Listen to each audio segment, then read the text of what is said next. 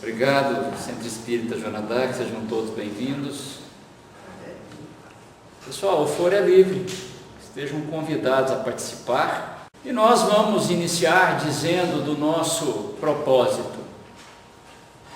Vejam bem, nós não sabemos quando Deus criou cada um de nós.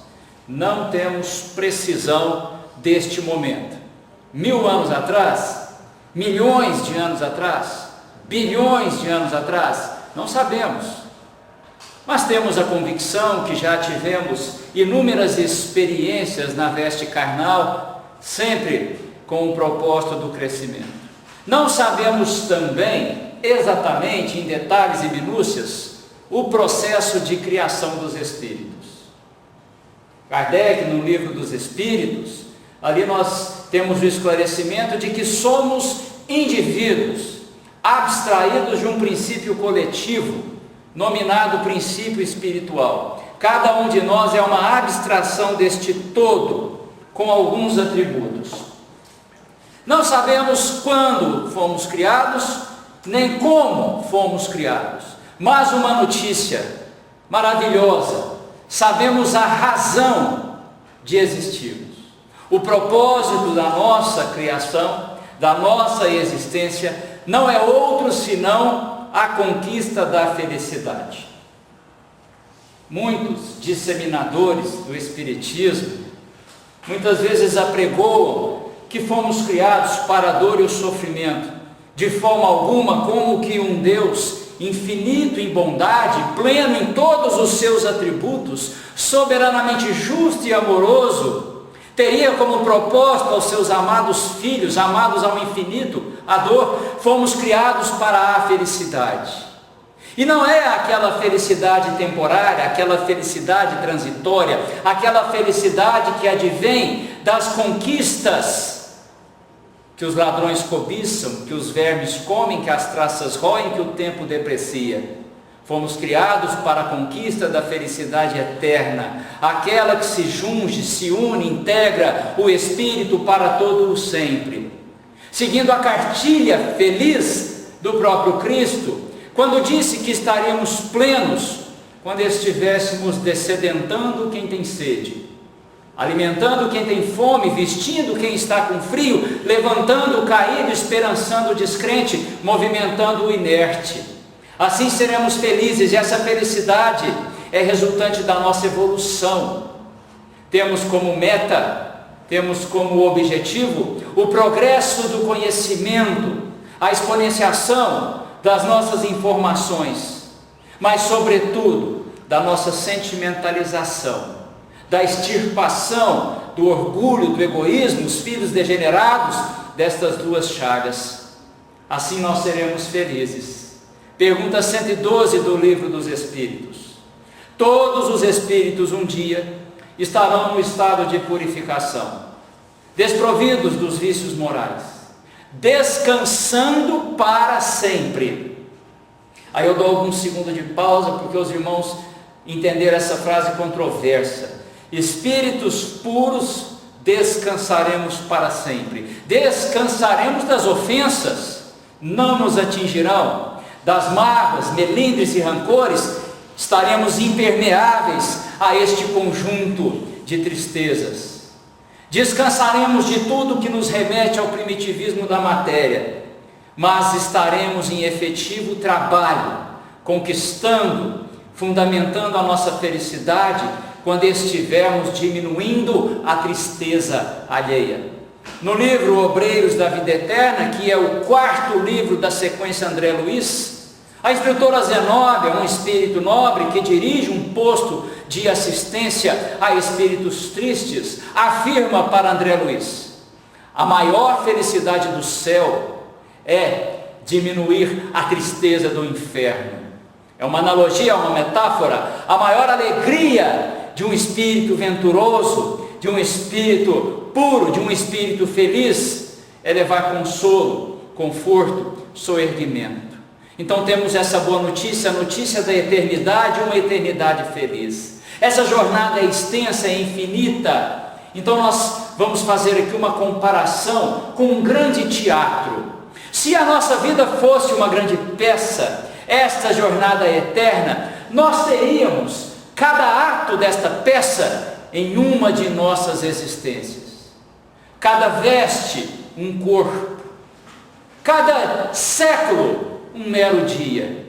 Cada morte, um sopro de renovação. Estamos empreendendo de modo ininterrupto uma viagem para a eternidade.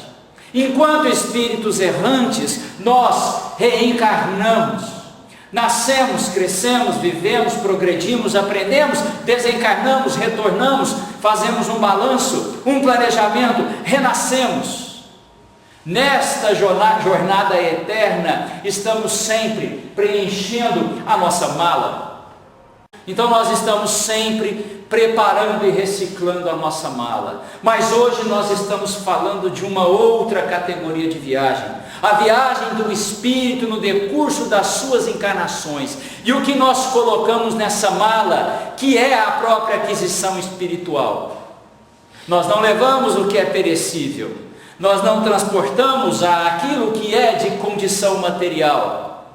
Nós levamos as nossas crenças, as nossas doutrinas, as nossas simpatias, as nossas antipatias, que serão gradativamente extirpadas pelo advento do amor em nós mesmos. Nós levaremos as nossas aquisições morais. Estaremos sempre com a lembrança, a memória do arcabouço de todas as nossas experiências. Nesta jornada de ponto determinado, espíritos puros, todos nós tivemos o mesmo ponto de partida.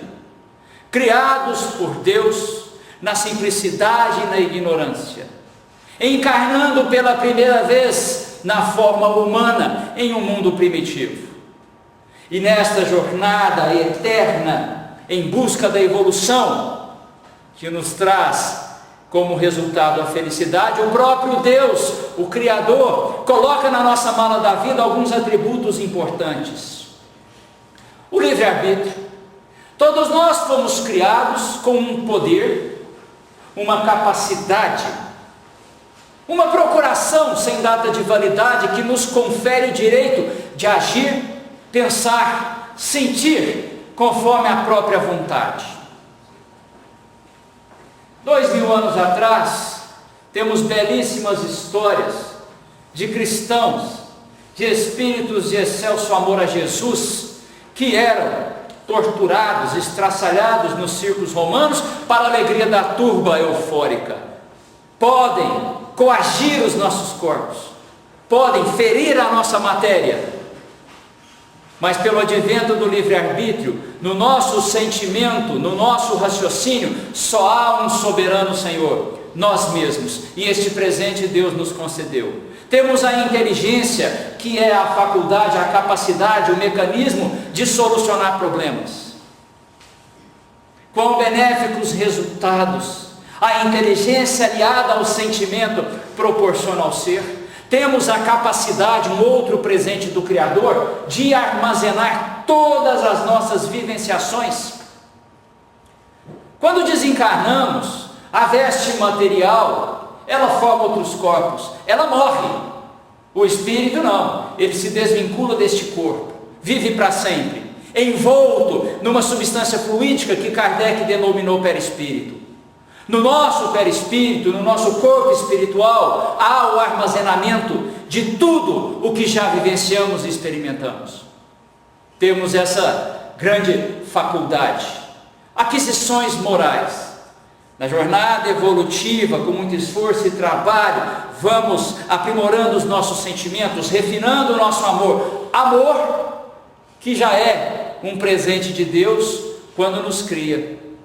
Se eu não estiver enganado, no Evangelho segundo o Espiritismo, capítulo 11, lá nós recebemos essa orientação valiosa de que Deus já inocula, já presenteia, já insere e enxerta em cada espírito a sementinha do amor, este germe poderoso, que nós, como bons lavradores da vida eterna, faremos o cultivo, para que ele reverbere, para que ele exponencie.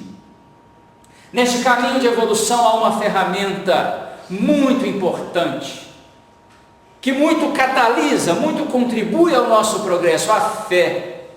A fé no dicionário do mundo é acreditar em algo, crer numa doutrina, numa sentença, mas para o Espiritismo é muito mais. Transcende este conceito correto, mas pobre do jargão humano. A fé, muito mais do que acreditarmos em Deus, é cada um de nós sentir Deus, sentir o Cristo. A doutrina consoladora transcende as palavras. Fé é energia viva que transforma, que eleva. Quando a fé se associa ao conhecimento, temos aquela condição favorável que Kardec explica, a fé raciocinada.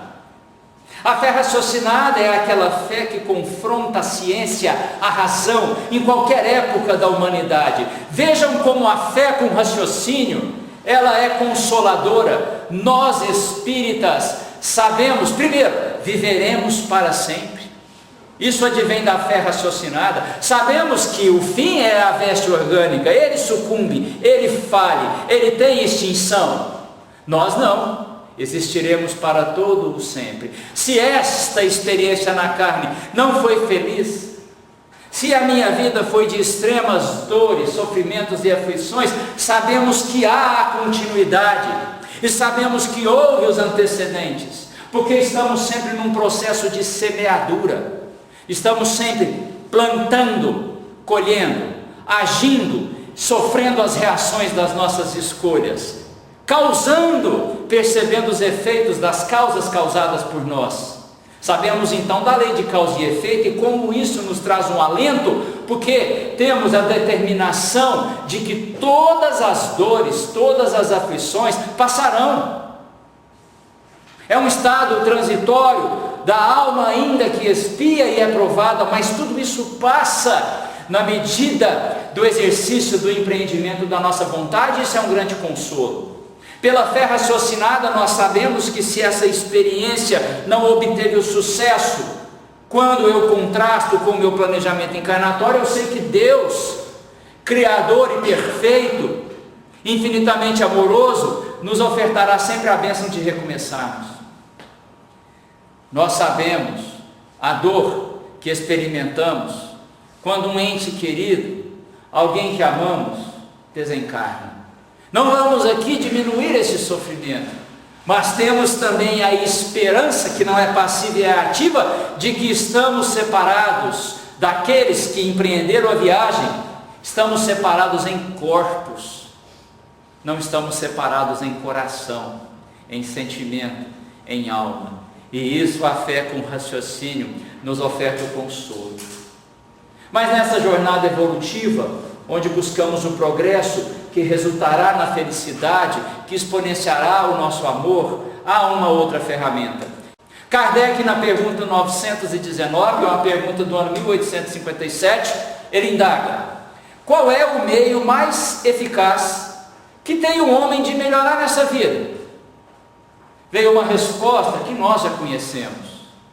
O espírito que respondeu disse: um filósofo da antiguidade já o disseste, conhece-te a ti mesmo.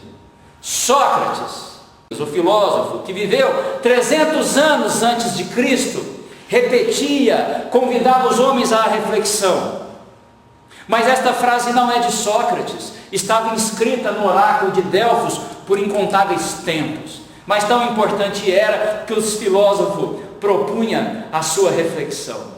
É isso mesmo, meus irmãos, o autoconhecimento, olhar para dentro de nós, um mergulho no âmago de nosso espírito, buscar na nossa essência quem verdadeiramente somos, como isso contribui para o nosso progresso. Mas Kardec não ficou completamente satisfeito, porque queria trazer luz ao espiritismo e ao seu aprendizado, e disse: olha, essa máxima, conhece-te a ti mesmo, nós já conhecemos, o mundo inteiro conhece, mas sobre o aspecto prático, como vamos fazê-lo? A este espírito que respondia a esta pergunta, e tinha o nome de Santo Agostinho, com muita humildade, trouxe para nós uma passagem, um convite à reflexão, que eu tenho certeza que os irmãos conhecem. Santo Agostinho disse o seguinte: meus queridos filhos, eu, em minha última encarnação, todas as noites antes do repouso do corpo, eu fazia um balanço do meu dia. Eu observava todas as minhas atitudes. Eu pensava, meditava, auditava o meu próprio comportamento, cada uma das minhas ações. Teria uma delas prejudicado o meu próximo? Fiz algo que feriu, machucou, diminuiu alguém? As minhas atitudes deixaram a desejar? Se fiz algum bem em qualquer espécie, poderia tê-lo feito em maior volume? Eu teria faltado ao meu dever? Alguém teve motivos para se queixar de mim? Esse espírito, nessa humildade, confessou o seu algoritmo, o seu método. Meus irmãos, quem de nós está incapacitado de fazer esta mesma reflexão? Quanta felicidade, quanta suavidade espiritual nós vamos acrescentar à nossa jornada, se nós revisitarmos a nós mesmos, as nossas atitudes, na escola, na rua, no trabalho, na casa espírita e no cerne, na melhor escola de preparação, no nosso lar. Santo Agostinho continuou: cada ação, cada sementinha que plantei no solo da vida, eu fazia uma inspeção, mediante o que via em mim mesmo, orava, conversava com o Pai. Meus irmãos, a oração, o instrutor Aniceto é quem o diz no livro Os Mensageiros, é a ferramenta que imprime, que provê a maior conexão entre nós e o próprio Deus. Quantos benefícios nós auferimos com a oração. A oração é o mecanismo pelo qual os espíritos emitem suas vibrações mais excelsas. Então Santo Agostinho dizia: eu orava, conversava com Deus, e acreditem em mim, Deus me ouvia. No Evangelho de Lucas tem uma passagem também célebre: pedi e obtereis, buscai, achareis, batei a porta abrir-se-vos-á. No contexto da prece, a prece não é um pedido comum, uma rogativa vulgar. A prece não é um endereçamento qualquer a Deus, a Cristo, aos bons espíritos. A prece é aquele pedido justo, humilde, emanado do coração. E neste contexto, por isso Jesus o disse, o afirmou: tudo o que nós pedimos em caráter de prece, recebemos da providência divina imediato tratamento. Nessa jornada do autoconhecimento, olhando para nós mesmos, o que será que nós vamos preencher aqui no balãozinho do pensamento dessa moça? Ela refletiu, parafraseando o próprio Santo Agostinho: será que eu fiz alguma coisa que, se alguém me fizesse, me incomodaria? É um bom ponto de reflexão, porque normalmente, muitas vezes, aquilo que o outro faz que me incomoda, tantas vezes eu faço. Então, todos esses pontos de checagem convergem para a nossa felicidade, na medida que buscamos aprimorar o nosso comportamento. Isso é um exercício de autoconhecimento. E aqui nessa figurinha, alguém gostaria de colocar uma frase mediante o que enxerga, fazendo uma alusão a esta imagem? Alguém gostaria de colocar uma frase aqui? Ela é interessante. Será, nesse exercício de meditação, será que eu realizei alguma coisa? Será que eu fiz alguma coisa que eu teria coragem de confessar? É um ponto importante, porque aquilo que nós não temos conforto de dizer que fizemos, talvez não esteja em alinhamento às leis divinas, talvez não esteja em conformidade, em harmonia ao Evangelho de Jesus. Autoconhecimento, uma tarefa contínua de vasculhar com muito carinho a nossa própria essência, que não é de matéria. Somos anímicos, somos espirituais. Quando olhamos para nós mesmos, vamos buscar o entendimento das nossas emoções, dos nossos sentimentos e comportamentos, essencialmente conhecendo e identificando aquilo que temos que melhorar, não por uma cobrança de um juiz severo, melhorar em favor do próprio ser, buscando a sua realização de espírito. No exercício dessa reflexão, observem essa figura que nós temos aqui.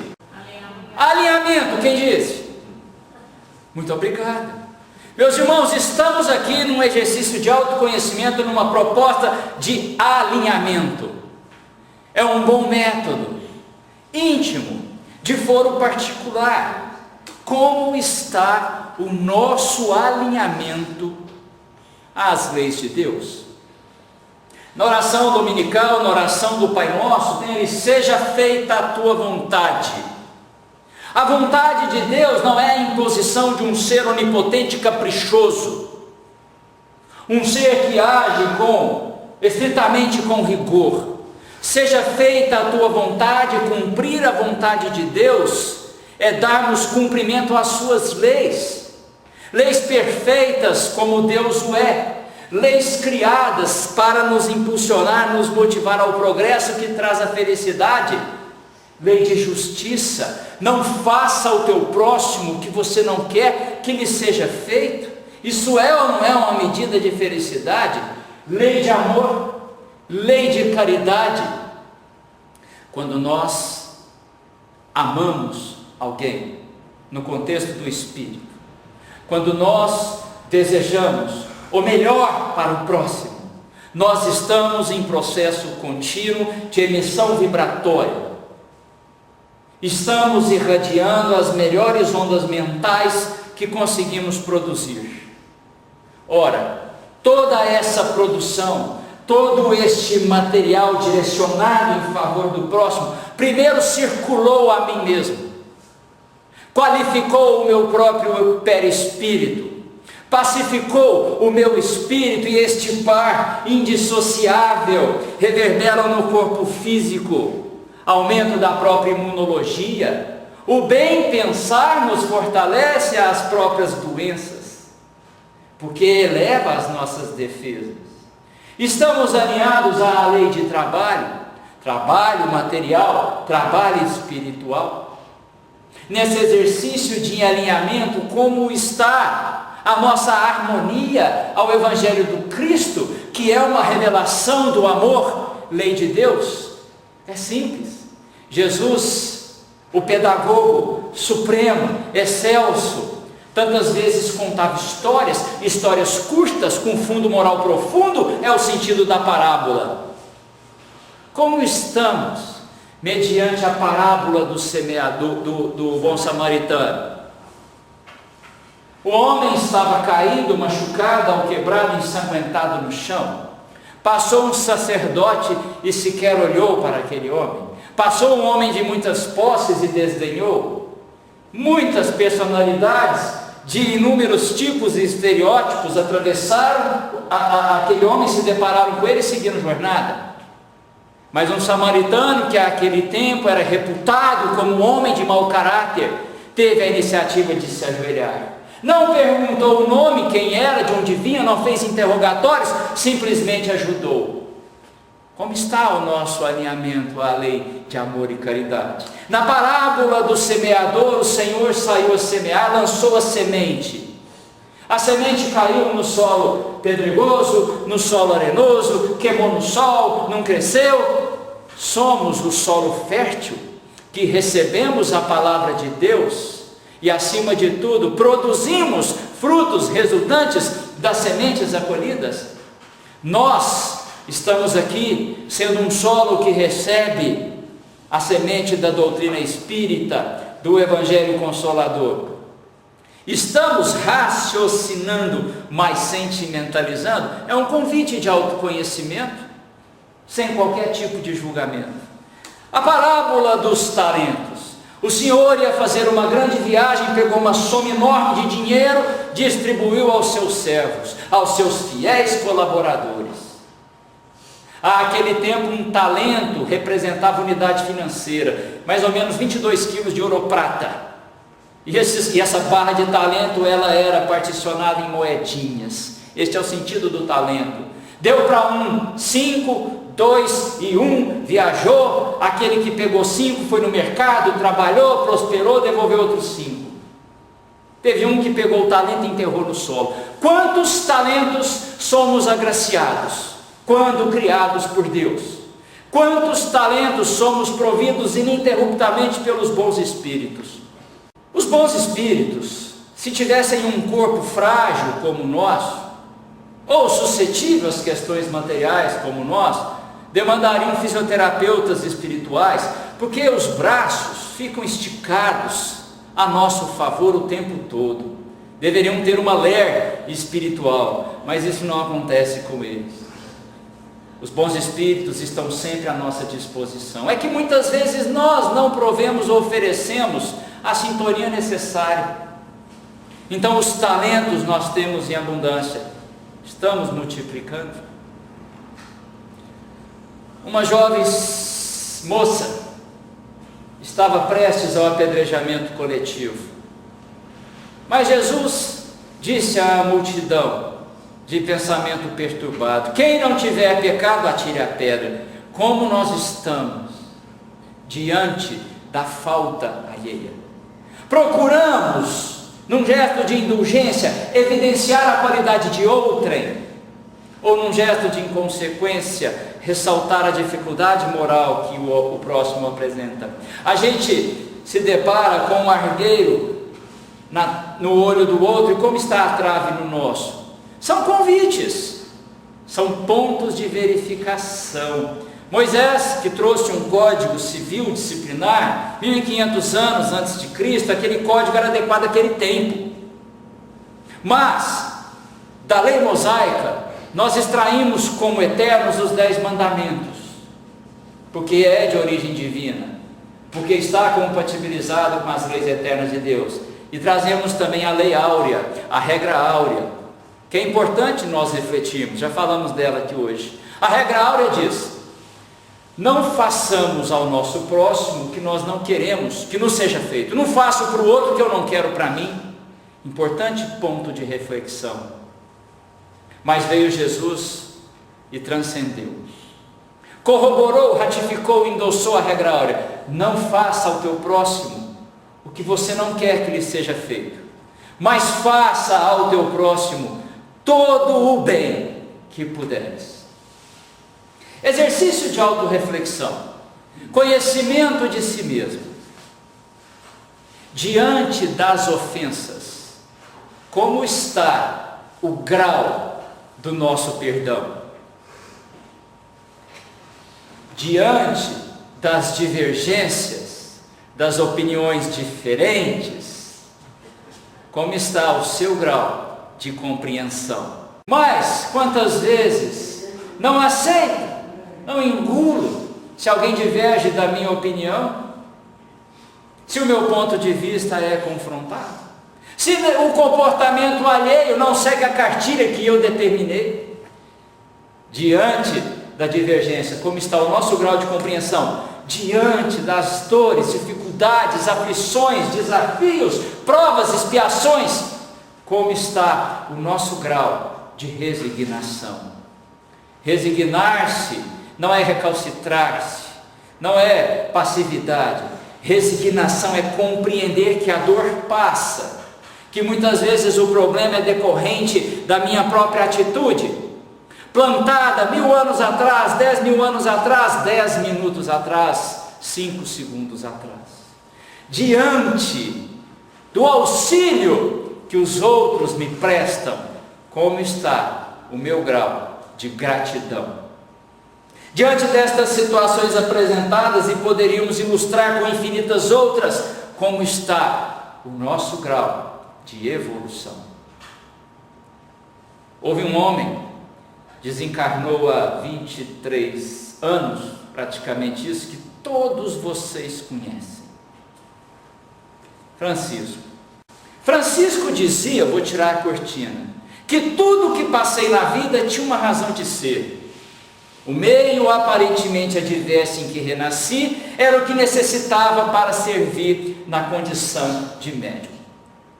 Primeiramente, Francisco Cândido Xavier, personificação da humildade, da dedicação e do trabalho. Um repórter chegou a Chico, quando Chico estava prestes a desencarnar, e disse: Francisco Cândido Xavier, que psicografou mais de 400 obras, personalidade, brasileiro do século, quando o senhor desencarnar, quem vai substituí-lo, quem vai dar continuidade ao seu legado?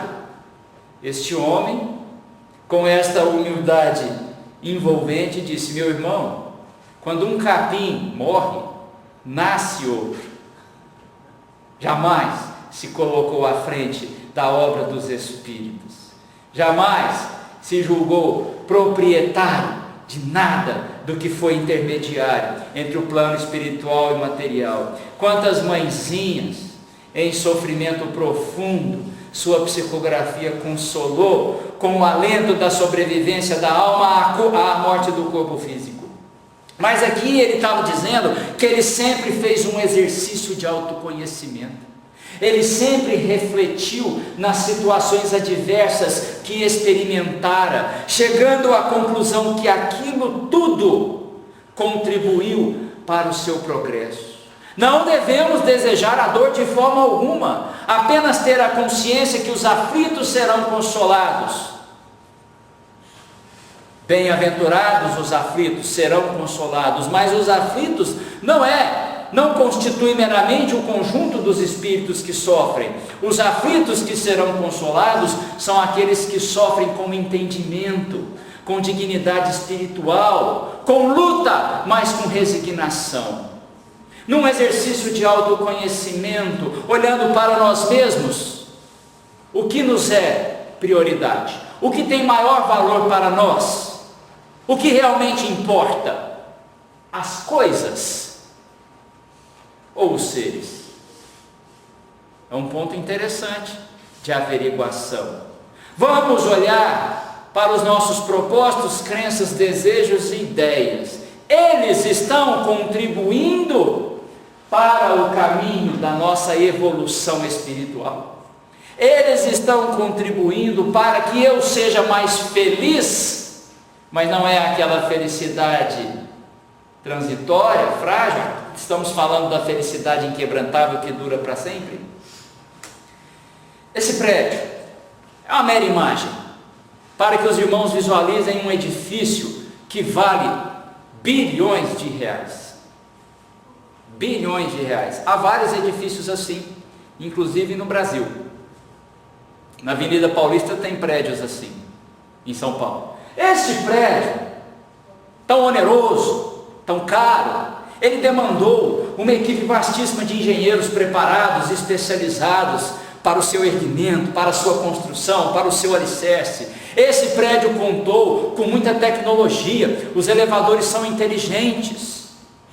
Paisagismo, aproveitamento de luz natural, tratamento de água. Este prédio que consumiu tantos recursos, que vale tanto dinheiro, não tem valor que se compara à vida de cada um de nós. A existência de cada um de nós é muito maior, muito superior, não há como confrontar ao valor desse edifício. Mas creiam, este edifício vigoroso, robusto, firme, sólido, que custou bilhões de reais, ele vai ao chão com 1.000, 2.000, 3.000 reais de bons explosivos colocados nos seus pontos nevrálgicos. E assim somos nós. Nós valemos muito mais do que esse prédio. A nossa encarnação carinhosamente planejada, provida de infinitos abundantes recursos. Muitas vezes essa reencarnação é precipitada, é desperdiçada, o prédio no explosivo, em um segundo de cólera, num pensamento intempestivo de ira, numa perturbação mental atroz. Uma encarnação que tanto vale com tantos recursos, tão preparada, pode vir a termo, pode sucumbir por lampejos de sombras mentais. E este prédio, vigoroso e robusto, começa a ter uma fissura estrutural. Os engenheiros aplicam um concreto, um cimento, um selante. Não sou engenheiro, posso estar falando bobagem. Tem uma infiltração, vai lá e pinta. Assim devemos ser nós mesmos. Diante do pequenino pingo de sombra mental, vamos ali fortalecer a mente, vamos bloquear a entrada dos pensamentos ruins, vamos, diante das nossas brechas, e todos nós as temos, vamos aplicar o foco no que edifica, e vamos cimentar essas brechinhas com o amor.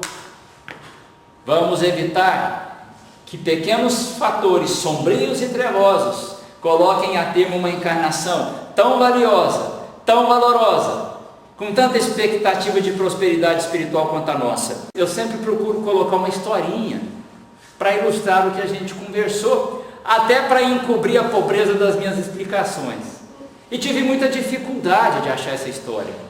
Até que eu me dei conta que, tratando de autoconhecimento, reflexão de si mesmo, um mergulho na própria alma, buscando transformação moral, sendo pelo autoconhecimento, sendo convidado por si próprio à felicidade, eu lembrei de André Luiz, não de um capítulo da obra Nosso Lar, mas todo o livro, capa a capa, anos 30 do século passado.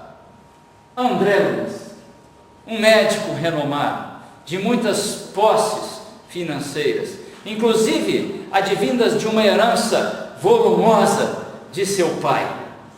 André Luiz vivia em êxtase, em felicidade na sua casa.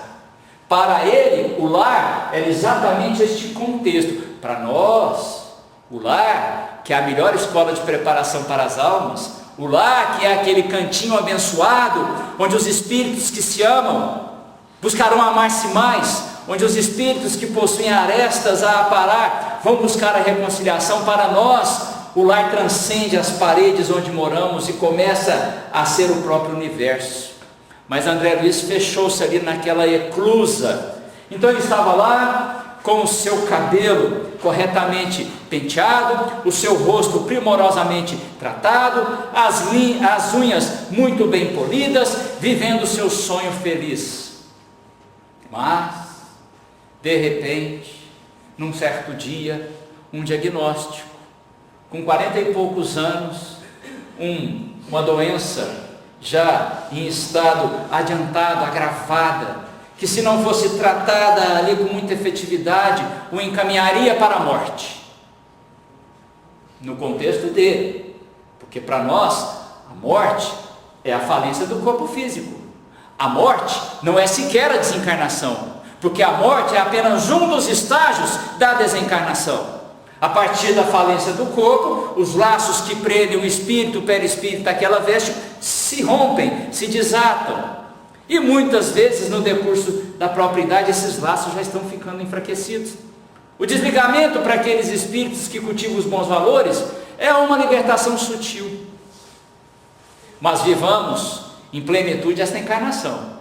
Não estamos aqui fazendo um convite à morte de ninguém. Mas André Luiz então foi diagnosticado com uma doença muito grave, foi internado numa casa de saúde, e nas próprias palavras dele: lutei bravamente com todas as minhas forças por 40 dias no hospital. Mas o corpo não resistiu. O nosso irmão desencarnou. Desconectado do seu corpo físico, Deus encaminhou André Luiz para um local muito difícil.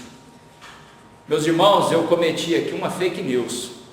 Deus não encaminhou André Luiz para lugar nenhum. Vejam bem, nós temos livre-arbítrio, despertamos no mundo espiritual, na erraticidade, no local que se compatibiliza com o nosso estado mental, o nosso estado de espírito, os nossos sentimentos, as nossas obras e o nosso merecimento.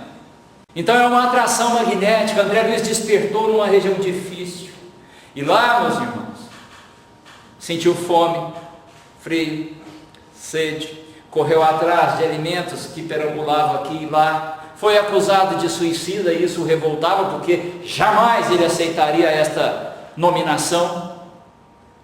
Ao cabo, no decurso de 8 anos, André Luiz viu-se convidado a um exercício, a uma reflexão de autoconhecimento. Olhar para dentro de si. Vejam, no capítulo 1 da obra, nós temos 50 para percorrer aqui. Vejam o que ele diz para nós. Sou forçado a reconhecer que eu nunca procurei o Evangelho. Nunca procurei estudar e conhecer as próprias leis de Deus. Ele estava ali olhando para dentro de si. Vejam bem, examinando atentamente a mim mesmo, percebi que o meu tempo, agora numa visão universal, não fora bem aproveitado. A própria consciência de André Luiz estava mostrando isso para ele. Se autoconhecendo, refletindo nas suas próprias atitudes, é o que eu disse aos irmãos, ele entendia que a família dele era aquela redoma com Zélia e os filhos, o universo, o resto, para ele não tinha significância.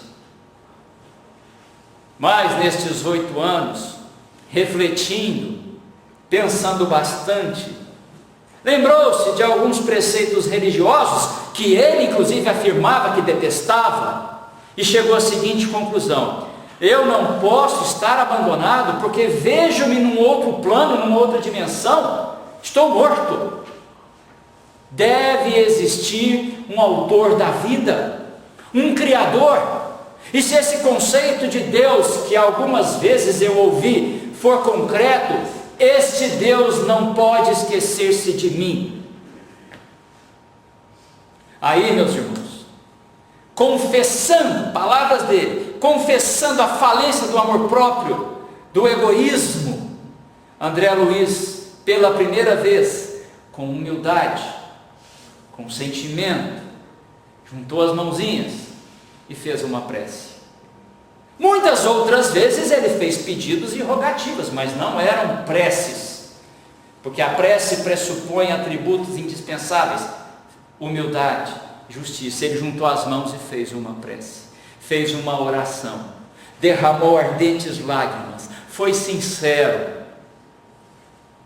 Aí ele disse uma coisa muito bela, que está lá no capítulo 2 do livro Nosso Lar, e eu tenho certeza que muitos irmãos, 9 em cada 10, já sentiu a mesma coisa do que está nesta frase. Ele disse o seguinte: é necessário haver sofrido muito para compreender as misteriosas belezas da oração. É ou não é?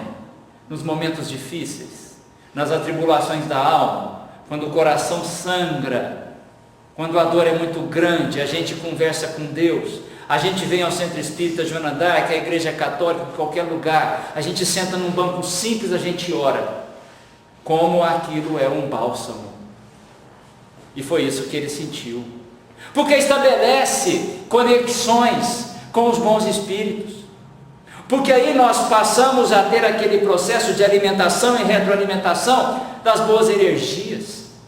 E André Luiz disse mais: é necessário haver experimentado a dor, a humilhação, o remorso, o sofrimento, para compreender que a oração é um sublime elixir de esperança. E aí, neste momento, como se o interruptor fosse ativado, os bons espíritos apareceram. Ó, bons espíritos, apareceram porque ele fez uma prece. Não, meus irmãos, em verdade, os bons espíritos estão sempre presentes. Nós, que muitas vezes estamos ausentes na sintonia, a prece qualificou o pensamento de André Luiz, ele se colocou em posição de acolhimento. É assim o mecanismo do passe. Quem entra ali na câmara de passe e não acredita em nada daquilo, se fecha, estabelece escamas que impedem a recepção das boas energias. Então André Luiz pôde ser socorrido. Estamos no capítulo 2, falta só 48. Aí ele foi socorrido, foi levado a um hospital na cidade de Nosso Lar. Vejam que proposta de autoconhecimento. O médico, alguém lembra o nome? Que fez a primeira auscultação de André Luiz, recolhida em Nosso Lar? Henrique de Luna, o médico fez um exame e comentou assim: que pena que o nosso irmão tenha vindo pelo suicídio. Ele, epa, suicida não, me chamaram de suicida todo aquele tempo. Ele ainda não sabia que o tempo durou 8 anos. Eu não, eu lutei muito para o meu corpo manter-se vivo. O Henrique de Luna, com muita sabedoria, mansuetude de verdade, falou: meu irmão, é fato que você desencarnou pelo câncer, mas este estágio de doença teve início lá atrás, em leviandades de sua juventude, uma sífilis que não fora bem curada, e ainda que ela não houvesse sido bem curada, se o seu comportamento mental no decurso da sua encarnação fosse adequado, bons pensamentos, bons sentimentos, não haveria maiores consequências. Mas além do desequilíbrio mental, da doença mal curada, da má alimentação e do consumo exagerado de alcoólicos, você nunca agiu em favor de si mesmo. Vejam que exercício de autoconhecimento. O tempo passou, capítulo 13, André Luiz estagiando na colônia de Nosso Lar, recordando a lei de Deus, porque todos nós já a sabemos. Pergunta 621 do Livro dos Espíritos. A lei de Deus está gravada na consciência dos Espíritos. Começou a rememorar, aprender bastante, e sentiu saudade do seu trabalho como médico. Lembrou do consultório, com longas filas de espera, do famoso médico. Lembrou da secretária. E aí o que ele fez, gente? Foi procurar serviço. Foi até o ministro Clarencio, o mesmo que o socorrera nas regiões sombrias, que alguns denominam umbral. Foi lá: instrutor Clarencio, eu venho pedir emprego, eu venho pedir trabalho. Aí Clarencio: sim, meu filho, o que você quer fazer? Aí André Luiz, num som que não correspondeu à ideia, falou uma coisa pensando outra, qualquer coisa. Clarencio: não, meu filho, você na verdade quer ser médico. Você sente falta dos seus pacientes, do seu consultório. Verbalmente você pede qualquer coisa, mas eu não posso aprovar. Sabe por quê, meu caro? Porque na terra você foi médico de corpos, tecidos, ossos, sangue. Aqui a medicina é da alma, é da psicologia do espírito, é do sentimento. Meus irmãos, outra lição, outra reflexão. Se autoconhecendo. Aí eu pergunto, neste momento, ouvindo isso do instrutor, qual foi a reação deste vaidoso médico? Mas agora vem, para nossa surpresa, tangibilizado o benefício do autoconhecimento, que quando aliado à vontade transforma. Olha o que ele disse: senti-me radiante, chorei de alegria, porque ele percebeu que era a medicina do espaço, percebeu que ele precisava caminhar, percebeu que os seus valores vencidos estavam ali sendo renovados. O autoconhecimento transformando isso, foi pedir emprego de novo um tempo depois, para outro ministro, o ministro Genésio, e disse: olha, gente, o autoconhecimento motivando a transformação. Eu compreendo mais do que nunca a necessidade de regenerar meus valores, porque o espírito enseja e anseia a felicidade. E a felicidade verdadeira vem do trabalho, vem do progresso. E olha o que ele fala: comparem aquele médico de antes. Perdi muito tempo na vaidade inútil, gastei muita energia, eu já fiz isso aqui, gastando muita energia adorando a mim mesmo. E aí, gente, o ministro emocionado, eu até não coloco tudo aqui, pergunta: mas é você mesmo, aquele médico tutelado de Clarencio? Porque tinha fama, né? Não é que tinha fofoca lá, eles sentavam para planejar, não era fofoca não.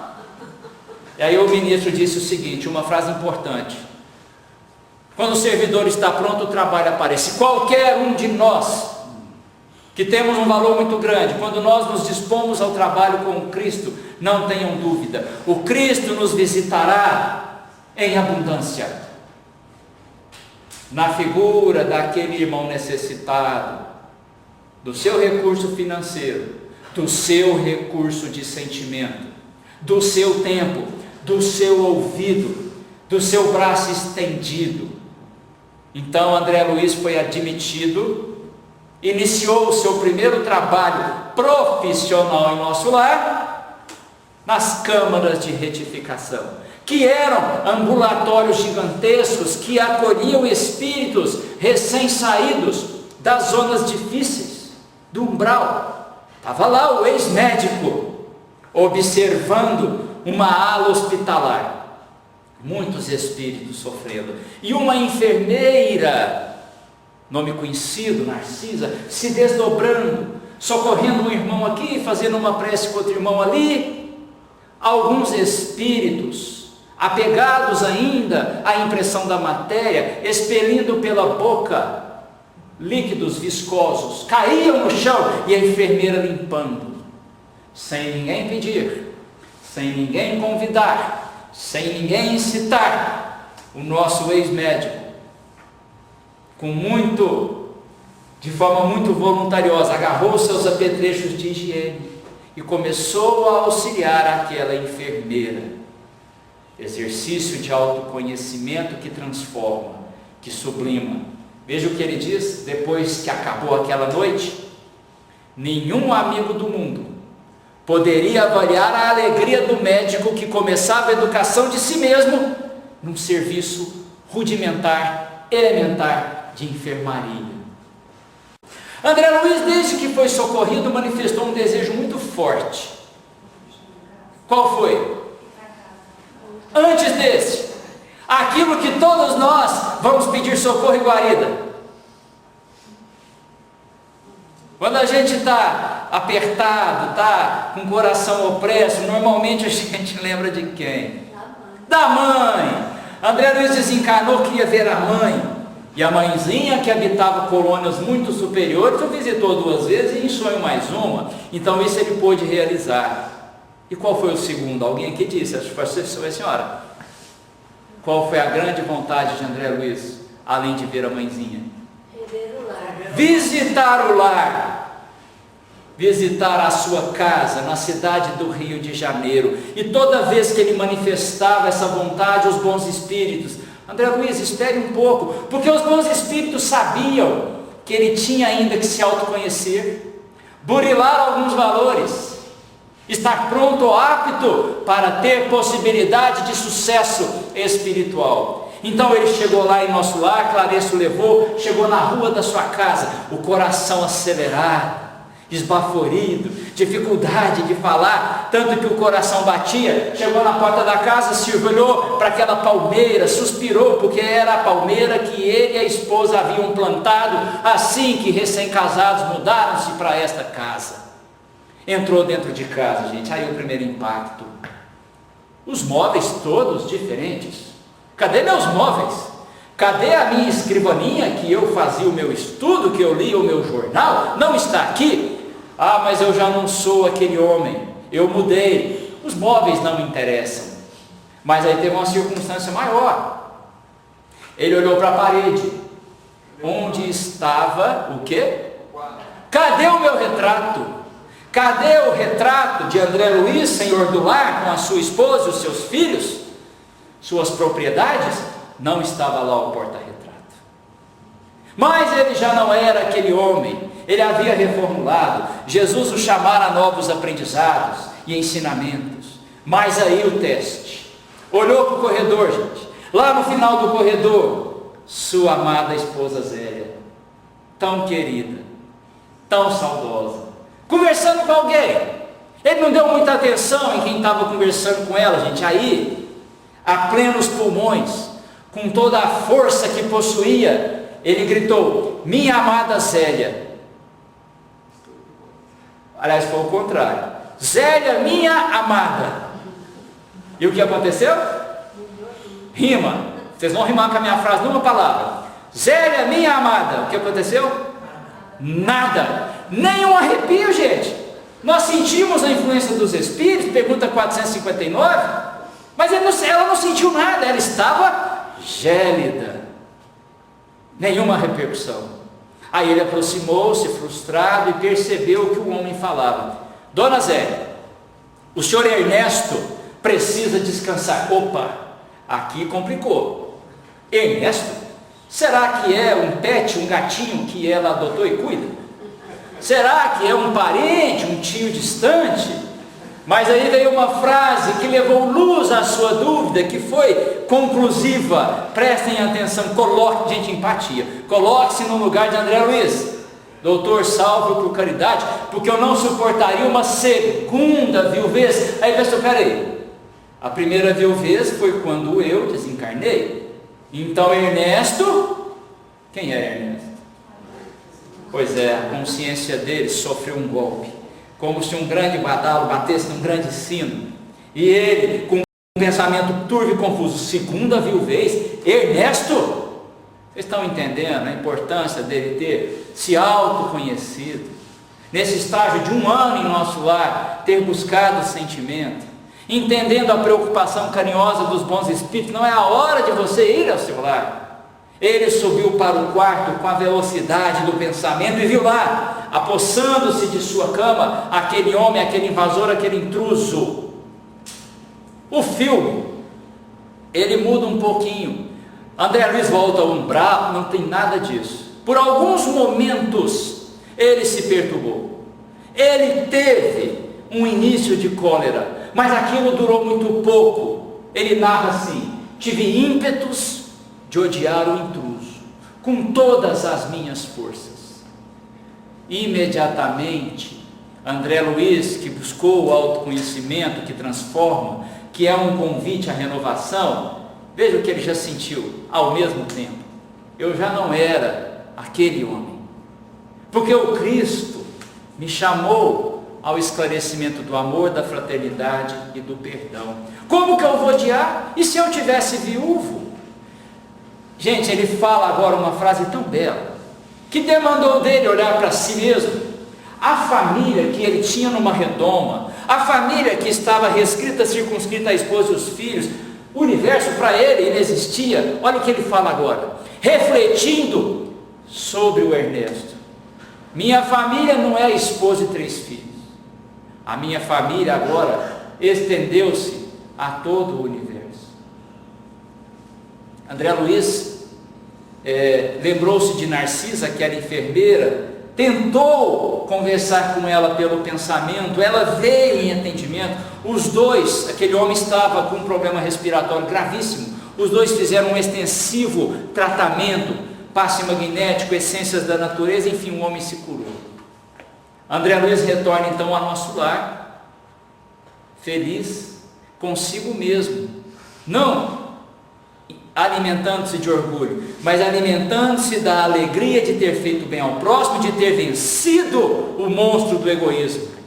Quando chegou ao nosso lar, qual um menino, uma criança feliz, jogou-se nos braços de Clarice. Eu não estou exagerando, é o que está na obra. E mal sabia ele que 200 companheiros estavam na expectativa: o que será que vai acontecer quando André Luiz for ao seu lar? 200 espíritos amigos, num gesto simbólico, oferecendo para ele o título de cidadão de nosso lar. André Luiz buscou conhecer a si mesmo, venceu muitas de suas dificuldades. Esse é o autoconhecimento, gente, que nos convida à transformação e evolução. E eu fiz essa figura. Será que o autoconhecimento, quando aliado à transformação, à elevação moral, será que nós podemos comparar com essa imagem? Será que está exagerada essa imagem? Será que eu estou defendendo demais a tese? Os próprios irmãos vão dizer se aquela imagem não é exatamente igual a essa. Muito obrigado.